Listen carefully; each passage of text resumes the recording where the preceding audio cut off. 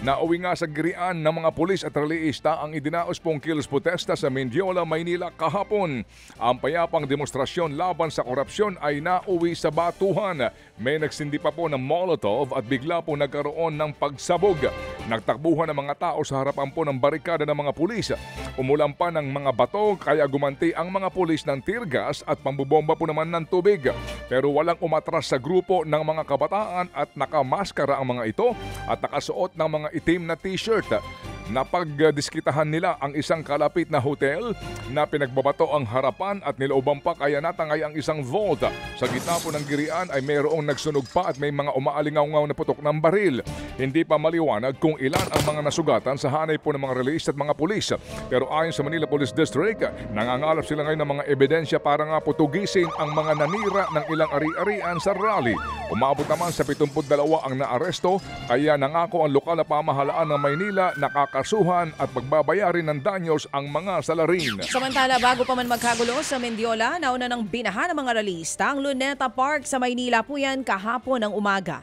Walang nagawang barikada ng mga taga-Philippine Coast Guard nang salubungin sila ng ilang grupo ng mga rallyista. Panawagan nila mapanagot ang lahat ng sangkot sa katiwalian sa flood control projects. Sa tala po ng lokal na pamahalaan ng Maynila, umabot po sa 49,000 ang mga sumugod sa Luneta. Kabilang po dyan ang ilang personalidad gaya nga ng mga politiko at artista.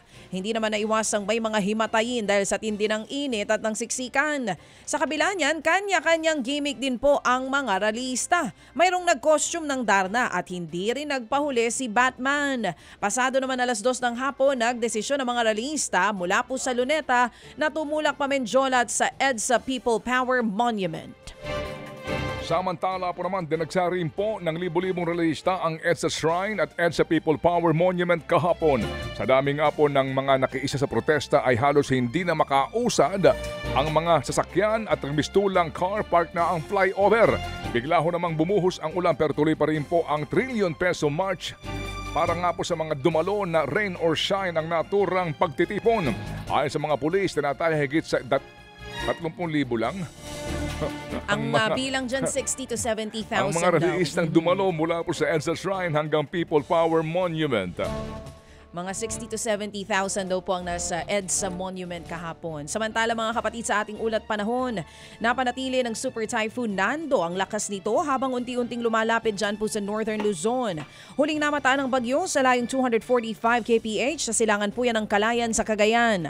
May taglay itong lakas ng hangin na hanggang 205 kilometers per hour at pagbugso na hanggang 250 kph. Kumikilos ang bagyo pa Kanluran hanggang Hilagang Kanluran sa bilis po na 20 kilometers per hour.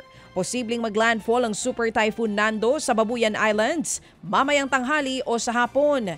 Sa ngayon nakataas na po ang Signal number 5 sa northern portion ng Babuyan Islands. Signal number 4 naman po sa southeastern portion ng Batanes, nalalabing bahagi ng Babuyan Islands at northeastern portion ng Cagayan. Signal number 3 sa nalalabing bahagi ng Batanes, pati na sa northern at central portions ng Cagayan, Apayao at Ilocos Norte. Signal number 2 naman sa nalalabing bahagi ng Cagayan at ng Apayao, maging sa Abra, Kalinga, Mountain Province, Ifugao, northern portion ng Benguet, northeastern portion ng Nueva Vizcaya, nalalabing bahagi ng Ilocos Norte at northern portion ng La Union. Signal number 1 sa Quirino, nalalabing bahagi ng Nueva Vizcaya, Benguet at La Union, pati na sa Pangasinan, Aurora, Nueva Ecija, Bulacan, Tarlac, Pampanga, Zambales, northern portion ng Quezon at maging sa Polillo Island. Suspendido po ang pasok sa lahat ng antas sa mga pampubliko at pribadong paaralan, gayon din po sa mga tanggapan ng pamahalaan sa ilang mga lugar nang dahil pa rin po sa Super Typhoon Nando.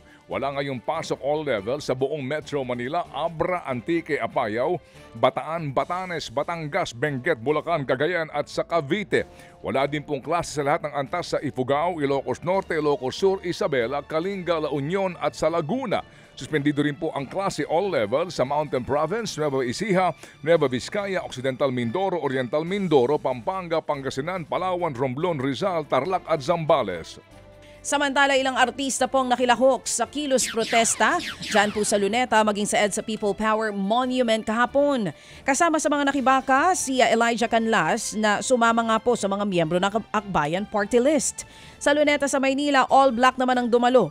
At kasama po dyan si Batang Quiapo star Andrea Brillantes. May hawak silang placard na may nakasulat na lahat ng korap dapat managot.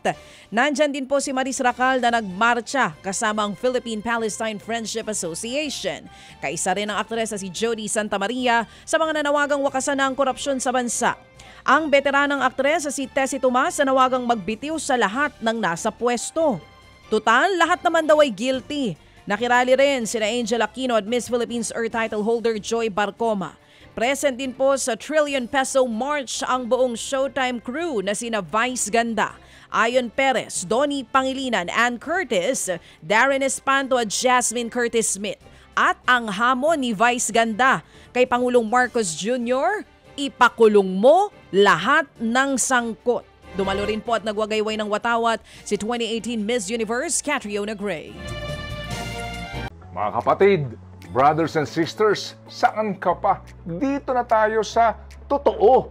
Dito na tayo sa True FM. Mga kapatid, mag-subscribe and follow po kayo sa social media accounts ng True Network PH. Yan po kami, hanapin nyo lang True Network PH, Facebook, Instagram, YouTube, TikTok, and podcast.